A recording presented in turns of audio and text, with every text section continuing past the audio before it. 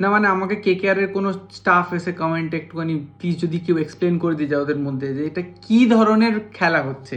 মানে ফ্যান্সদের ইমোশন নিয়ে এটা ছেলে খেলা হচ্ছে বেসিক্যালি। যখন দেখতে পাচ্ছ যে টিমটা এইভাবে পারফর্ম করছে না, টিমের চেঞ্জেস, ভাই ব্যাটিং লাইন আপটাকে শাফেল করছে এরা।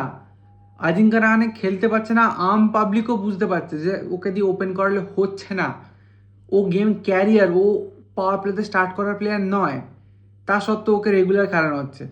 পাওয়ার প্লেতে বল করছে যখন কলকাতা, যখন দুটো ফাস্ট বলার ভালো বল করলো, তার পরের ওভারে স্পিনার টানার কি মানে? যদি একটা বলার পরপর দুটো ওভার না বল করতে পারে তাহলে সে মোমেন্টাম পাবে করতে, উইকেটটা আসবে কোত্থেকে? এগুলো তো প্রত্যেকটা মোমেন্টে দেখতে পাচ্ছি ভুল ক্যাপ্টেন্সি, ভুল ভুল টিম ম্যানেজমেন্টের জন্য কলকাতা প্রত্যেকটা ম্যাচ হারছে।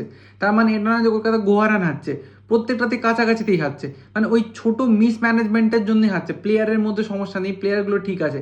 হ্যাঁ, কোনো কোনো প্লেয়ার রোজ খেলবে না এরকম, মানে কেউ কেউ রোজ খেলবে না, স্বাভাবিক এটা।